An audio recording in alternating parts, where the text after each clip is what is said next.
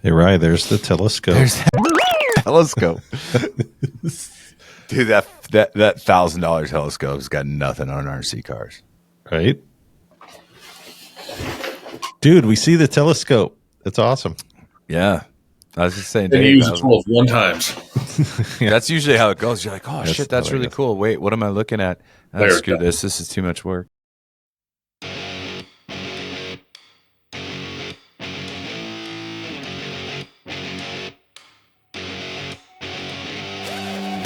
Welcome to RC Underground Radio. Yes, I realize I look like an idiot with this mustache, and I'm okay with it. The ultimate podcast that covers everything RC. You don't need to cut anything either. You can just call this the raw, uncut episode. We can leave it at that. The raw. Yeah. Are you drinking dollar store soda again? Quit spending your money on RC stuff. You can buy some name brand soda. RC Underground Radio is your backstage pass to the RC industry. With insiders that are shaping the future of the hobby. The future of the hobby. When we bring this guest on, I guarantee people are going to go, are you kidding me? He wrote a song. I did. We're going to have to end this soon, huh? Yeah, no shit. And we're going to have to edit this. So, here are your hosts, Dave Brinkman and Ryan Ratzloff. So did you say you run other divisions, like 8th scale or something else, or other RC cars? So I do one RC, and then I do a bunch of 10 scale oval stuff. So I've got a sprint car, Mud Boss, SC mod, all kinds of stuff there. What else do I've got an asphalt touring car, like an X-Ray that I bought, and then it started raining, so I haven't even got to run it yet. What else do I have that's just sitting? Bunch of dirt oval, and then I've got a B6.3 buggy that I was like, let's try this off-road stuff, and then the 1RC stuff took off, and it's sitting there with a brand new custom painted body that I haven't even ran the thing. It looked like a door, so I need to try it. I mean, worst case scenario, if it never takes off, you can always convert it to something else in dirt oval or something like that. Yeah, and now I've got 2 carpet oval cars, so. I figured you had to have some carpet oval cars if you're going to Snowbirds. Yeah, I went. There was a big West Coast Nationals or whatever in Seattle, so I was like, I'll go up and race one race with a guy that I get all my GFRP stuff from. Yes. He's big carpet oval, so I went up there and was a half a second off a TQ, and I was like, all right, this is cool. And then it was just really on good pace, and so I was like, all right, I'm going to go to Snowbirds. I was like, screw it, let's just go all in. Yeah. I was like the same way with Chili Bowl. I had never raced dirt before. I got on a dirt oval and I was like, oh, I like this a lot. And I built a Mud Boss and my first 1RC car on the same day. I bought both at the same time. Yeah. Finished my Mud Boss, and the next day or two, the local track in my hometown closed. Oh. And I was like, you got to be kidding me. So now I'm driving an hour and a half at the shortest, but it's a terrible track. But I'm 2.5 or 3 hours to race, so it's really killed my dirt oval. But they just reopened the track last week, so I'm hoping, because when I got into that, I was like, I'm going to Chili Bowl. That's what I'm going to do. And then it really just stopped as soon as that track closed. So I'm jealous that you're going to be going. That's going to be fun. Well, you get bored, and you want to go to Tulsa in about 2 weeks. Come on over. How many classes are you going to run? I'm going to run 2. I'm going to run Street Stock and then SC B Mod. So B Mod it's no different than SC Mod. It's just you can't be a sponsored driver or on and on and on. Oh. But it's going to be rowdy. It's going to be rowdy. Nice. Yeah. Street Stock, you said? Yeah. What is that to you guys? It's a buggy. It's a buggy class. I'm running actually an SR10 that I just heavily modified. Yeah, I got a 10.5 turn in that one heavily. There are no S. So what's cool? You need a lot of rear grip at Chili Bowl, and the SR10 is a rear mount motor. So I basically it's all that's SR10 on that thing is the shell. The shock towers are DR10s. They're higher, so I don't have to use any limiters. I'm running all 6.3 arms. It's pretty rowdy, dude. I'll have to send you only a $300 car when you're done with it. It's stupid the money I've got balled up in this little street stock, but and then my SC mod, that's the new SC10 6.4 from Associated. That was the first kit I ever built, and it's pretty rowdy. I'm running a 5-turn in that thing, so she's gonna snort.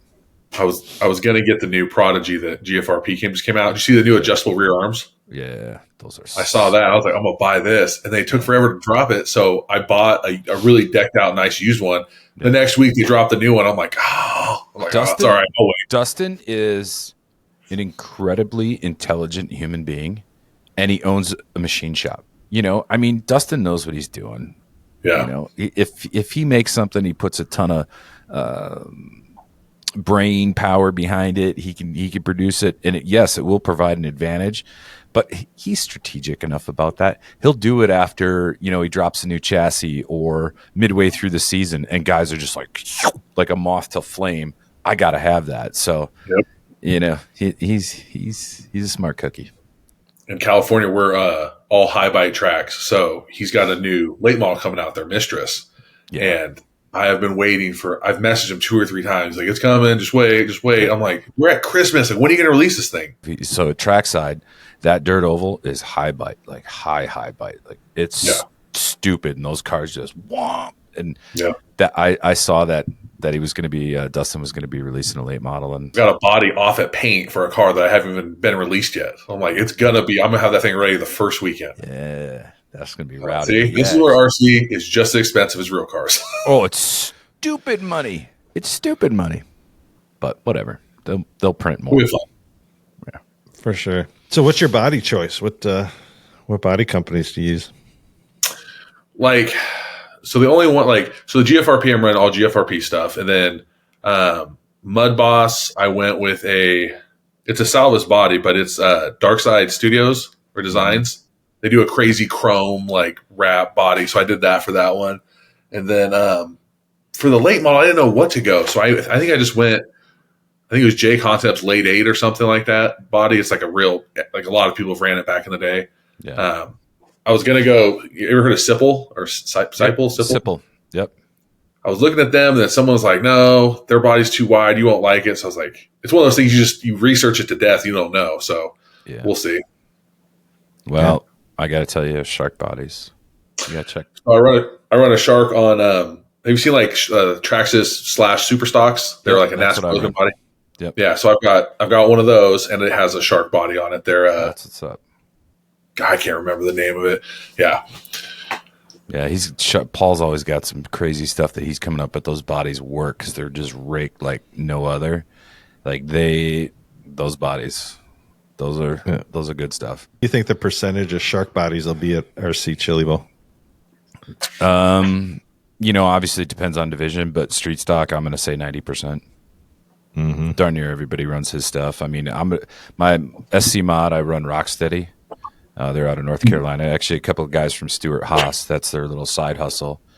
Rocksteady's top notch as well. But there's other good stuff up there. Shark just released a new street stock body like a month or two ago. That's really cool, but our track won't allow it for our SR10 class. So I was like, so I didn't buy it, but it looks awesome. How many cars do you keep at your office, dude? All of them? No. They're all. No, you got some at home now. Yeah, well. This is the best office ever. I need this job. Oh, I got another. This is just a body. Dude, I can't even. Show them. I got shit. There's one we all know and love. That's the Round Peacock Special. Move it to the middle. Oh, sorry. That's the Round Peacock Special. Yep. So that one is that one will never touch the track. When Dave showed me, I was telling him the story a little bit, but now he can hear it from your side. All right, so the comes in my office and he goes, "Dude, I get to use the bleep button. This is going to be awesome." We're recording right now. Any hoots. So Dave comes in my office. He's like, "Dude, you got to check out these little RC cars." And I'm like, "Man, I'm good." And he's like, "No, look at this." And he shows me a dirt late model. I was like, "Ooh." And I was like, how much are these? He's like, yeah, they're like $219. I was like, add to cart, boom, ordered, right? And then I get it, and I'm like, oh, good Lord, I'm in love. And like, I literally did nothing to him. I'm watching all these videos. I had not been in RC for 20 years. So it was like all new to me. And I lost, the ability. And, for me, I didn't have like, my folks, I wasn't like rich or anything, we didn't have, I read the old magazines and, when Trinity was hot and Novak and all that stuff. I remember all those names. We could never afford it as kids. So we get this late model, and I'm like, oh yeah. So I'm buying cars now left and right. And I'm like, well, this part's faster, that part's faster. So I'm bolting on. I got 1RC parts being ordered and shipped to my house like 3 times a week. Yep. I think at one point I was up to like 6-7 cars, late models, Dave, something like that. Yep, 7. You had 7 late models. 7 late models. Like, what does the dude need all those for? Like, and now I'm to the point where it's like I got one, I switched it over, but yeah, I've got an asphalt. I've got the asphalt late model, which is I know a great guy that'll resell those for you if you're looking to offload. No, man. But show him your asphalt late model. Oh, I don't have it with me. It's you don't have it here? It's in my car. Okay. I still haven't taken it out of my I think car. I've seen this one. Is this the car piece this? Yeah, they did. I've seen it. It's the purple one. Yeah. It's pretty rowdy. I've never even driven it yet, but it looks good. See, David was what I was to my brother, because I was like, hey man, he's like, dude, this is dumb. Why are you doing this? I was like, come down and do one race. I'll build you a car. So I give him a dirt late model, easiest to drive, and I custom paint it to match his real life car. Nice. And so he shows up and he was like, this is nice, man. You put a lot of time in this. Like, yeah. So we go out and race. He gets done after only running one class. He's like, that was getting pretty good by the end of the day. I was like, you were. And he's like, I'm going to come race again. He's like, could you build me a car? I was like, absolutely. So I built him a modified that's identical to his modified in real life. So he runs 3 classes. And then today I'm at the hobby shop and he was like, hey, pick me up an asphalt late model. He's like, I need to add that one. So he's got 4 now. And the guy lives 3 hours away. Yeah. Nice. Well, the things you do, it's crazy. Like, and that's the thing. You don't need like a ton of money to get into it. You know what I mean? You could buy the cars and just run them like they are. Yep. Obviously, you want to drill the shock caps, so on and so forth. If you want to get a little bit more competitive, but you don't need to go all out. But me, I have a very addictive personality. So like 1RC. So I got an iCharger, a DX8. That is what I use to charge my 300 milliamp hour LiPo batteries. Now, I run the big stuff too, so it all works out. But I'm like, screw it, man. Like you got to go big or go home with this stuff. And it's definitely been a learning experience. But what the coolest thing about the cars, and I say this all the time, is small adjustments make big changes in these. Yeah. And I talk about my rear end all the time, but I got the smoothest rear end in RC. Like I got Matt Murphy type rear end. You ever see Matt Murphy's rear end? I'll send you one. I beat Matt. How much free spin we talking here? It's pretty damn good. I'll send you a video. I can get a rear end to spin for longer than a minute. Well, Dave tried building his own rear end, right? He's like, this thing doesn't turn. It doesn't turn. And I get it home and I got it sitting on the bench and I'm like, well, there's a couple screws missing. And then I took the I think it's. Are you talking about me or are you talking about the? I had a couple screws missing. Well, maybe the way you put this thing together, but there's 2 long screws that take the axle tube. It's basically the 3 pieces, right? Yep. Well, he had those screws in his motor and he had tightened it up. So what had happened, right? It pushed basically. Yeah, see what had happened is it bound up his motor and nothing was turning. That's when I was like, okay, well, here's the problem. Motor screws too long. Didn't work. And so, yeah, I went through. That's why I'm the promoter. Yeah, I promote the races. I don't build the cars. You should not be allowed to touch a car, period. I love you, dude, but don't take them apart. All right, so Ryan, are you telling me you did all that to that rear end? You did all the spin and all that stuff? It's probably not as great as Austin's rear end. No, but I'm saying you did. I got to go back to normal process NFL highlights to check that out. But what? You did all that. You did your whole regular process on that rear end. I went through a good majority of it. Yes. Okay. Why? All right. Are you questioning my abilities here to? No, it's just okay. So I have to take the motor off. If I take the motor off, then I I'll told see you how you long had to it'll take spin. the motor off. I know Goomba. that, but I didn't realize like for it to spin, the motor was that jacked up that it's the motor is very impeding jacked the up. spin. Yeah. The only reason I put it back in there is so the proper screws that go in for the motor didn't get lost, like the guy who took it apart. So yeah. All right. Yeah. Awesome. Okay. Well, It'll no, work. I don't question your ability. Do you to see build how my a good cars rear end. pull on the racetrack? Your cars are a monster, dude. I'm like, I'm Dave asking Chappelle for a went- friend. How does the whole rear end, the 1RC garage rear end program work? Do you have to Dude, send you a rear listen, end? You guy, build it from listen. scratch? I just asking for a friend. The ones that I've been doing, they've been complete builds. I build them and send them out. I've had a couple guys, they're like, "Hey, I'm going to ship you one," and I'll say, "That's fine. I'll build you a fresh one, and the second I see it in the mail, at my doorstep, I'll send you this one out." So I'll do trades. Some guys want the all black, some don't care. Ever see the vintage midgets that come up every now and then? Mm-hmm. Yeah, Yeah. I have seen those. How about I have 2 unopened in the packaging that I haven't built yet? Really? The guy that owns a hobby shop, I'm helping him out. I do real estate, and he's got a probate issue with a house, and I'm handling the whole thing. It's going to kill him if I wasn't handling it. And I'm sitting there talking. I was like, "Man, these midgets are so cool." Blah blah blah. And he just like laughs. He's like, "Stay right here." Goes back, comes back. He has 2 packages covered in dust. And I'm like, "What are these?" And I look, and there's 2 styles of those midgets. There's a VW and there's a Cosworth. And he has both of them in the package. And I was like, "What do you want for these?" He's like, "They're yours. I appreciate you." I could have kissed the man. I could have cried. They're not in the garage. They're in my closet. Speaking of that, like open wheel stuff, and Ron reached out to me. Gosh, this is probably a month ago. He goes, "Hey, buddy, I got a brand new Silver Crown car," and I'm like, "What am I going to do with a Silver Crown car?" Yeah, I'll take it. So just quick. Here's your money, Ronnie, and boom. 2 days later, of course, knowing Ron and the way he ships everything out, that thing just shows up at my doorstep. And then I was like, "You got a sprint car?" He's like, "Yeah, I got a pretty cool sprint car. It's pretty modded out. It's good to go." I was like, "Yeah, just send it. Yeah, how much do you want for it?" And so like, I don't know. I'm gonna try and do the open wheel thing again. I did a little bit of the asphalt mod. I wasn't a big fan of it, but Charlie has a great time with the Silver Crown and all that stuff. So I think I'm gonna try that and run that at the underground a little bit and see what I can do with it. So.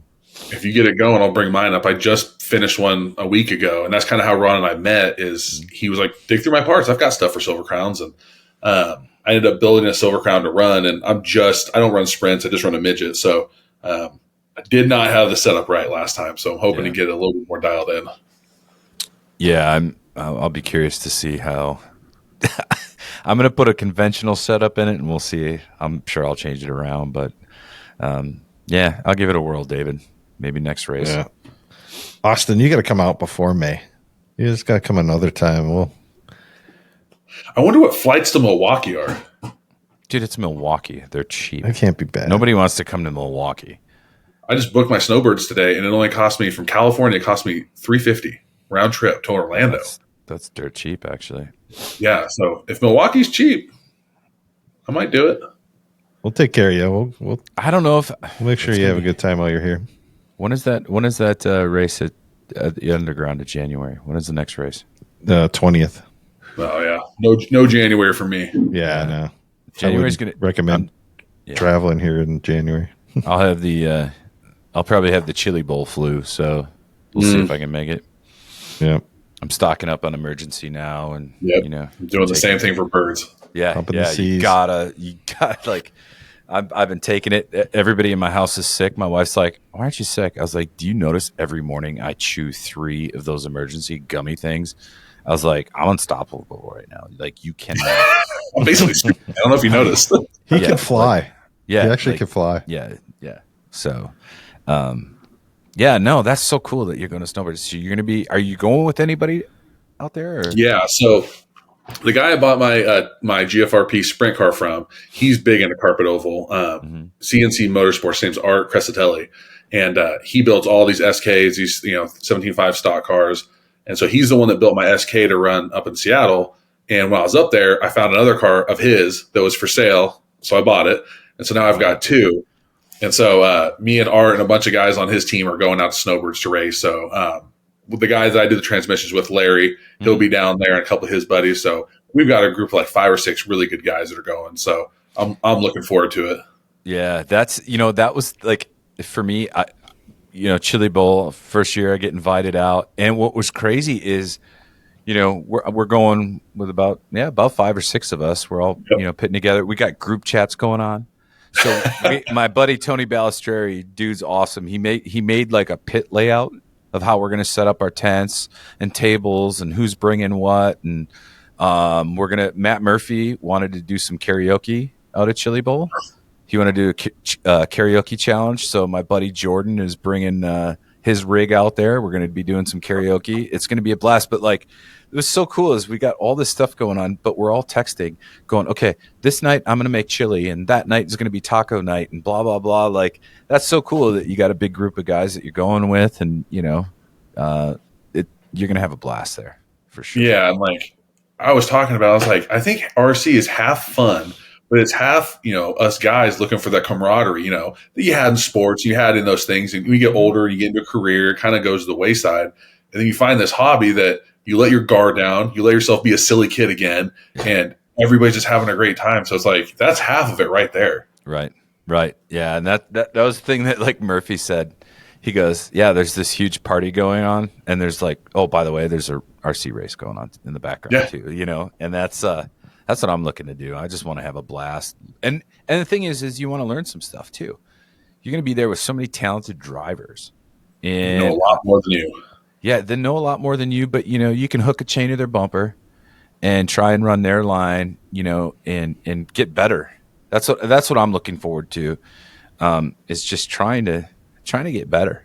And I'm sure you find the same thing. You're probably a better wheelman than me, but that's the cool part of it too, is you can actually take from that and gain some experience. And just, not only how the race day works, but just running a better line or maybe coming up with a different setup, something you didn't think that would work. So yeah, there's no doubt you're going to come out of RC. You're going to come out of RC Chili Bowl a different driver, right? Yeah. You're going to learn so many different techniques and things you didn't even think you could do that you started doing, and then that's going to apply to the rest of your racing. Yeah, so many things I couldn't do, like how many beers I can drink in a day.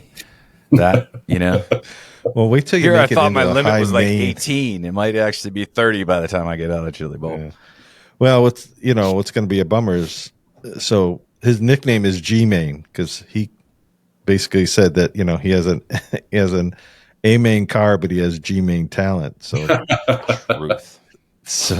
everybody started calling him G-main, but I don't think that's going to happen after Chili Bowl. I think he's going to surprise himself. I have low expectations. I'm there to have fun and learn and get better. I want to apply what I learn, in setting up a car. I'm going to be going with some ringers.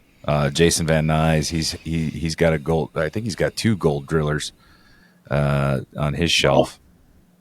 Like I just want to just absorb. Just follow that guy. Yeah, follow him, but understand, mounting shocks, right? And the relationship to what they, or the effect that they have on the car, setting them in the right angles and so on and so forth, and working with shock valving. I want to learn more about that. I mean, I've done it in asphalt late model, rebound compression. It's pretty simple, but the RC cars just in general are a different beast. So I'm looking forward to all that stuff. It's going to be. I think where your game is going to step up too, Ryan, is you always say that the race is won in the shop, right? Mm-hmm. So when you see other people doing shop stuff, and now you're going to add that to your knowledge. Yeah, I think that's where your game is really going to step up to. The question is, in all the forms of the RC you do. Yeah, will I be able to retain any of that though? That's a problem. Because what did I have for lunch today? Does anybody know? Because I don't. I can't remember. But when it comes to technical stuff, that's where you do retain. Yeah.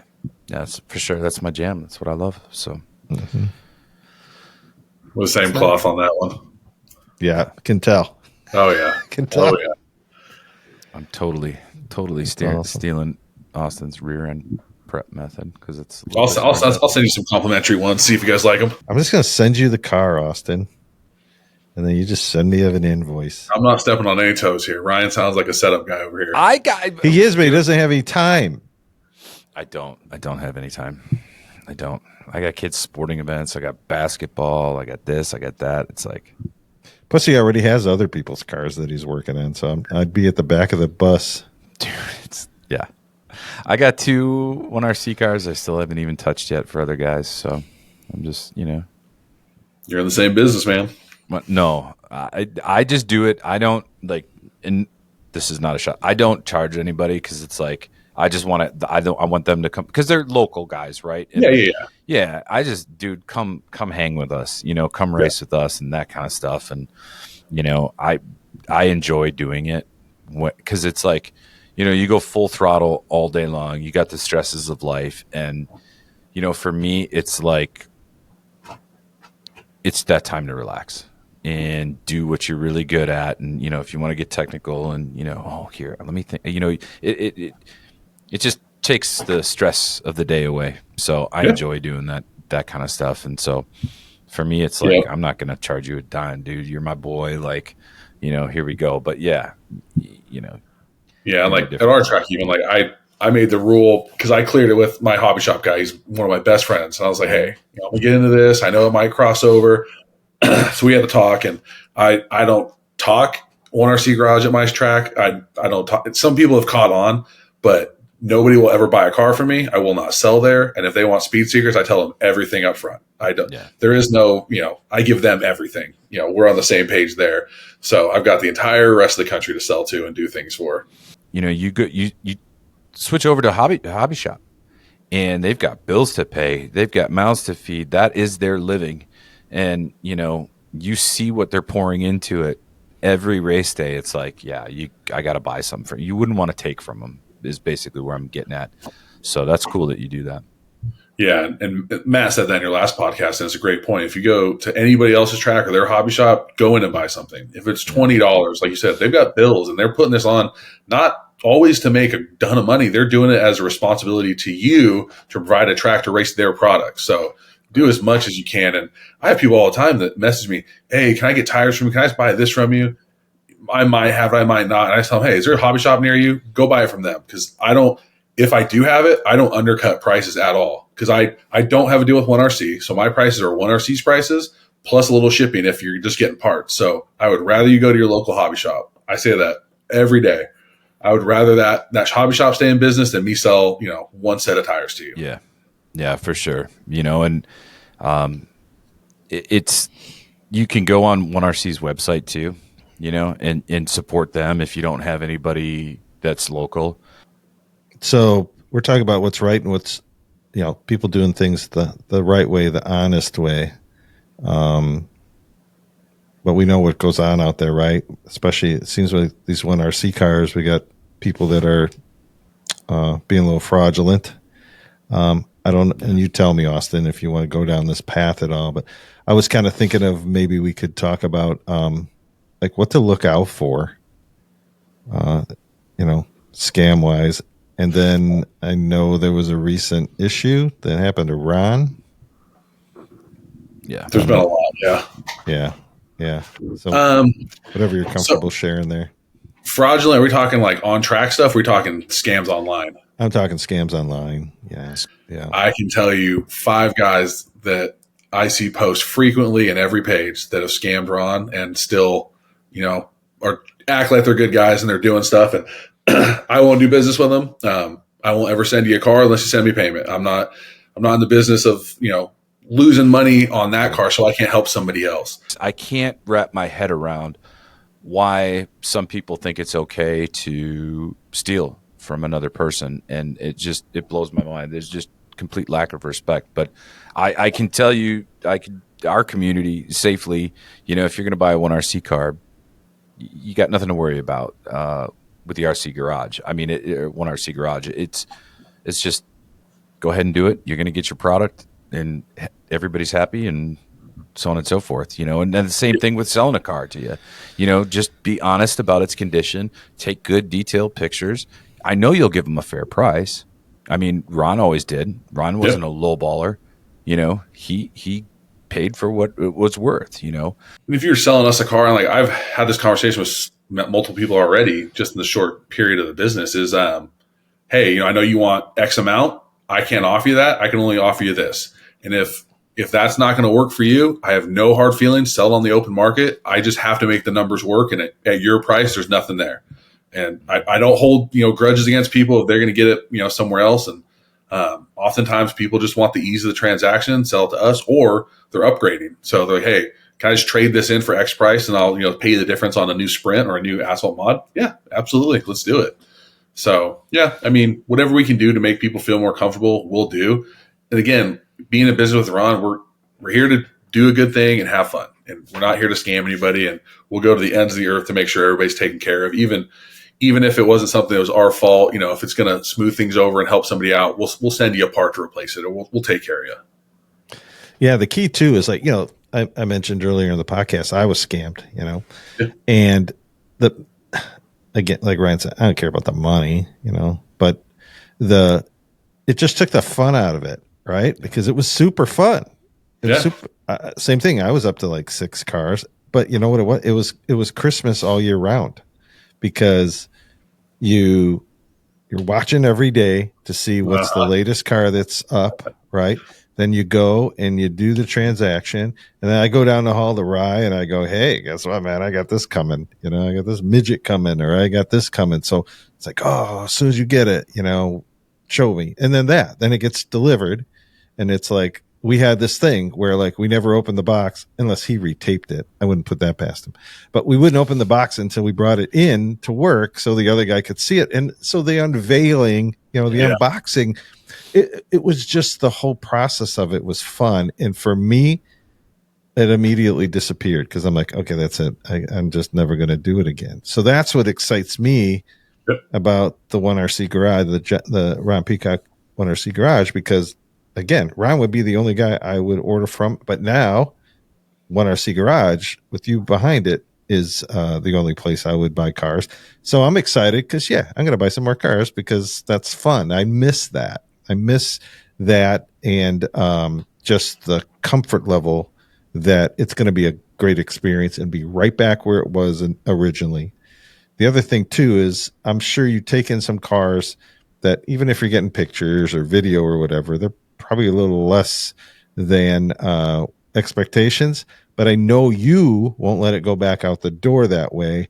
And that's the beauty of this whole thing, is you are really, really into the cars. So it's your reputation behind them as a person, not just not the 1RC garage logo, right? So I'm confident you're not going to let anything out the door that's not quality.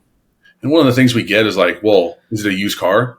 Yeah, well, I don't want it then. Well, okay, well, if you know anything about these cars, when they come from the factory, the rear ends are tight. They're not what you want. So broken in rear ends sometimes a little bit better. If if we add that on, even better. But we get cars that are covered in mud and dirt, cracked frames. I mean, there's things you can't see. Luckily, we get enough extra parts from buyouts and stuff that we can throw a new frame on it, or we can go through it. And like you said, I see enough cars that in a second I can look at something and say, oh, this shock's not right. The shock shaft's bent. That was going to cause you issues forever. It might have ruined your entire experience. You don't race because of it. I can spin a rear end and tell you in 2 seconds, oh no, this isn't right. Take it apart. Sure enough, bad bearings, or someone tried to add some crazy thick grease in there thinking that was going to be smart. So we go through everything. We try and get it back, as good a condition as we can. And we'll tell you, hey, midgets cost X amount and this one's a little bit rougher. I'll sell it for cheaper if you like that. And people are totally fine with that. Mm-hmm. So we do the best we can. We're going to make everything right. So yeah, we do everything from rough used cars to brand new, been ran once. And we put our name on it, like you said. I'm so glad you came on the show, so we could talk in more detail about what is behind this 1RC garage, because this is getting me super excited. And yeah, it's going to be time to Are you going to open up your wallet, short arms? You going to buy some more cars again?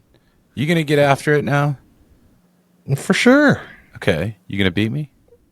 Doesn't that typically happen? No. Come on. Hey, first time I ever ran a dirt car, never even ran dirt. Qualified 12th out of how many cars? 40. Where did you Did you qualify build that day, that car? Ryan? Did you build that car? No. But I drove it. I Oh, drove it like I boom. stole it. Roasted. Mic drop. Nope. I drove it Yeah. like I stole it. You Yeah, built your car. exactly. Where were you after the first 2 rounds? In the G main. In the G-Main where my talent got me. Nah, I got better. Yeah. You I had it. Yeah, it was. I you tell did, everybody, You did yeah. really well though. You did really well. Yeah, Dale out at Attitude let me run the car, and like I say all the time, a blind monkey could have drove that thing towards it. Anybody else drove that car? If Ryan jumped in that car, based on because he didn't quite have the build experience at the time, and now he does, but at that time he would have put it in the A or the B. I did get to the B. That was cool, but yeah, then I quickly ran out of talent. Yeah, Didn't make the A. you'll have that. It happens all the time to me. But Dale's going to put me back in that car next year, so Is that? I got to back it up. I got to text him and That's tell the him to problem. charge You know, for it's that. like when you go out there. You know, it's kind of like an offensive lineman that scores a touchdown. Is it kind of like that? And then how do you back that up? Yeah, there's some luck to all of it, I guess, right? It was great. I loved that video. Yeah, it's forever immortalized on Facebook. It's Yeah. And you were at Sports Center. I mean, come on, Sports Center top 10. Yeah, that was awesome. That was awesome. So I think in another interview I saw that you did that you guys talked about, that was an actual play that you practiced and worked on, right? Yeah, we had drawn that one up the previous year. It was just a hook and ladder kind of deal, trick play, and we never got to run it. And then the next year, we're like, hey, we still have it in. Let's do it. And like, sure, I'm athletic. I'm amazing. I just got to score a touchdown. It also helps that Derek Carr's throwing a pass to Devontae Adams, and 4 guys tackle Devontae as he throws me the ball. Right, you know, right. No one's expecting 300 pounds coming around the edge, sprinting with a ball in his hand. So that was the best part of that entire thing. Is I scored in the end zone in the corner where the student section is, and my brother is front row in the student section losing his mind. And you see in the video, I look up and I put my arms out and I'm looking right at my brother as he's just going insane. That's so awesome. That's awesome. That still gives you goosebumps kind of story. Not many people get to say that they've scored a touchdown like that. That was a cool video to see. Like, it's like, did that just really happen? You know, you're like doing the what happened? You know what I mean? Like double take kind of thing. That was super cool. Super cool. That was a great time. That was core memory for sure.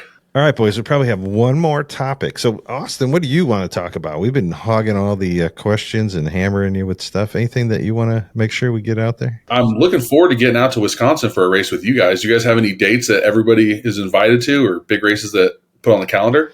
Yeah. I actually have a whole calendar page right at the RC Underground page, but I can send you all the dates. And then, like we said, the Foam Oval Nationals. That's where everybody's going to be coming from everywhere, I think. That's May 18th, I believe. Okay. 16th or 18th. I'll double check. But yep. Yeah, whatever the Saturday is. I think it's going to be a multi-day show. I think it's going to be Friday practice, Saturday racing. Maybe we get it all in Saturday, but, because I really want to make Sunday a travel day for everybody to get home. That's fair. But we'll see. We'll bang through it as much as we can on Saturday.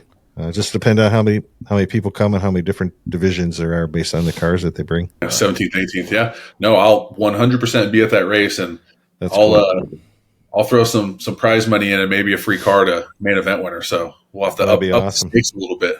Yeah, the whole deal is going to be charity. So we're hoping to raise some great money for different charities, and we're going to do some state versus state stuff. And yeah, we got some cool ideas for that one. As we get closer, we'll talk more about it.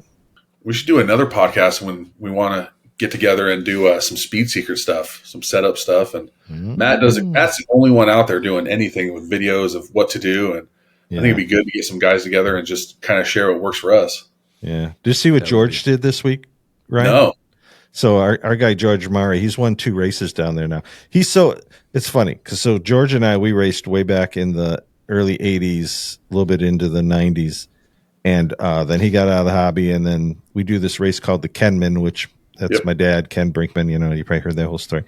So I got him to come out. He's like, I don't know, And so then I talked after later. I was like, why are you hesitant? He goes, very much like you guys. He's like, I just have that kind of personality that I knew if I did it once, I was going to dive into it full time again. And I just needed to make sure if I did that, does it fit into my life? And obviously his wife was like, do it. You need something. You need a hobby. So now it's to the point that he only has one car. So I'm impressed with that. But he built a replica of the underground in his basement. So he does all his testing. He does he has a home track to test. And what a difference, right, Ryan? Dude, from the time he built that track, now he's won two races in a row. No, two in a row.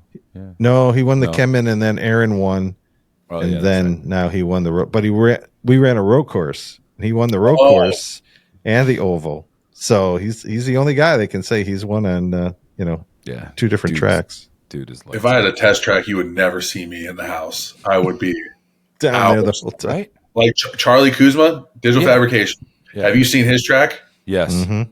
It's the nicest track that no one's ever raced. Right. Mm-hmm. And that's why I tell him, I'm like, dude, can I just come over and I'll sleep in the garage. It's fine. Oh man. He sent me a photo. I was like, is that the track you raced? He's like, it's just the one I have in the back of my house. I'm like, what? Yeah. Yeah. Dude. Charlie doesn't do anything small. Oh my gosh. He might be here for the Nationals. He said he's trying to come. JB Trickle, probably Murph.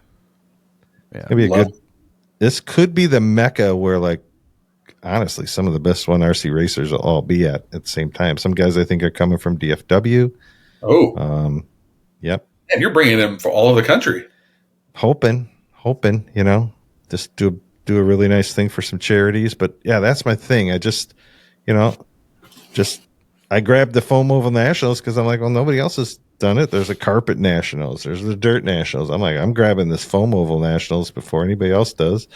And it just seems like, and it's crazy, but people have said to me like, oh yeah, running at the underground, that's on my bucket list. I'm like, it's in my basement, dude. It's in my basement.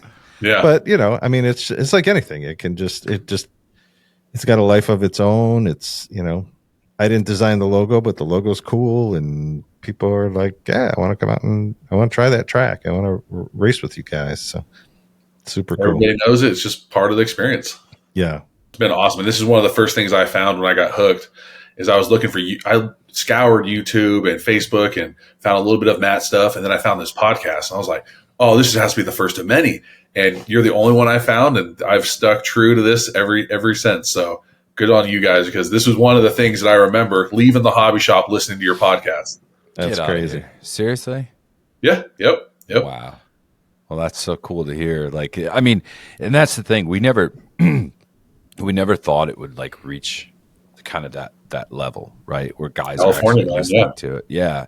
And it's just neat. And then, you meet people that listen to the show and you're instantly friends. And that's what I love about it. I'll go to my local racetrack and I'll wear an RC Underground shirt. And they're like, are you that guy that's on the podcast? I was like, yeah, go ahead. Go ahead and pick on me. He's like, yeah. Dude, we love the show, man. And I'm like, oh, you're not going to make fun of me? All right, cool. What's going on? I don't care if they did make fun of me, but it is just neat, being part of something. And then you have that icebreaker, because I'm not, believe it or not, I'm not one to just go out and start shaking hands and holding babies, right? I'll kind of stay in my own little, my little bubble.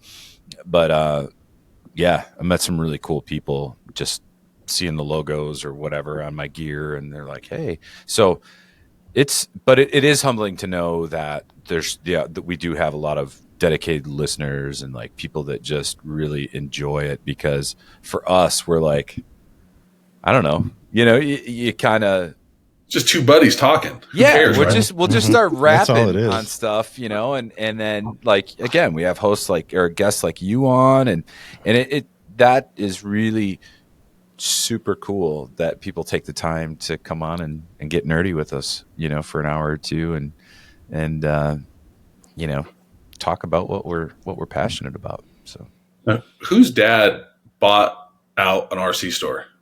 That was my dad. That's Dave. Man, I heard that story. I was like, coolest dad ever. Like, Oh yeah, it was crazy. He's like, Saturday, you got to go with me. I'm like, why? Because I bought out a hobby shop. I'm like, what? Yeah, we filled a van full of stuff. yep. Yeah, it was fun. Your dad bought out a hobby store. My dad bought out a liquor store.